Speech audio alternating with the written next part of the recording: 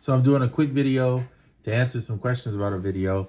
Someone may ask, about condensing because it's a lot of stuff in AUM. And this is just the way I set this one up, where I put the MIDI for this here, the MIDI for the drums here. This is the bass and guitar, anything live I do. And then I put the MIDI here for anything lead I do. But I don't always work this way, and you don't have to. I already saved this. So I'm gonna open up I'm gonna hit clear.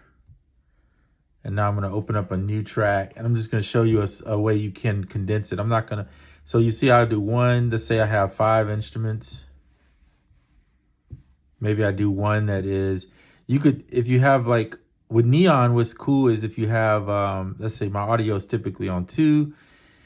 Let's say I want to put in a bass amp, or I might use the same one like tone stack for the bass, because there's bass.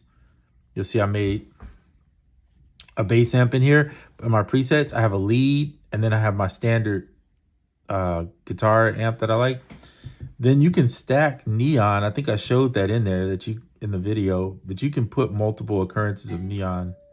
And on one of them, doorbell rings, and on one of them you can put the bass and the guitar and just have it here and have them running, record them separate, right?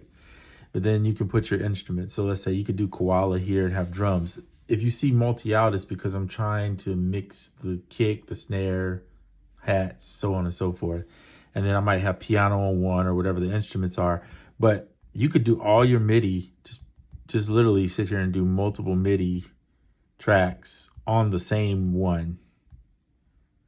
I don't know how many a person actually would need. I'm just going to show you. And you think, well, okay, that's all I can get. No, you can push up, add another one, so on and so. You could keep doing that. So then you would have all your MIDI on one, and you just got to make sure you link them and know which one is which, because when they're on the same one, the color of them, which there may be a way to go in here and change the color. I think there is.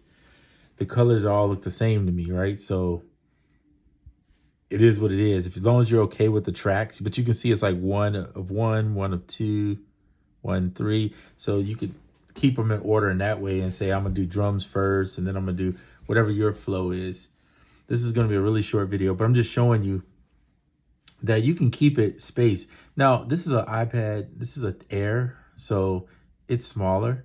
Obviously, if you have the 12.9, this is 10.9, so I think it's basically 2 inches smaller than the biggest that they have. So you could get a 12, and I think on a 12, if I'm right, you could fit 5 tracks on one page, on one spot with you, right? So that's pretty good. And I'm not doing live mixing, but if I was doing live mixing, that's where a thing like this or the launch pad, where you might set up, this doesn't have the launch feature, but imagine if it did, and that may be something they may add to the off grid, where you could do launching. I don't know, that's down the road, but the launch pad does it for sure. And if you don't care about the launching thing, literally you can go in here and just move them out.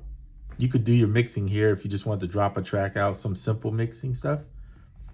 So let's say you have drums going and you want to drop the kicks out, if that's your kicks, or snares, or if you put them all. Sometimes I'll put my kick and snare on the one, and then I put the hats on the other. So I might drop those 2 out and then bring them back. You can do it just like that, just moving these little bubbles in and out, or even on the track itself. If you want to drop the whole thing out, just drop them out like that while you're mixing.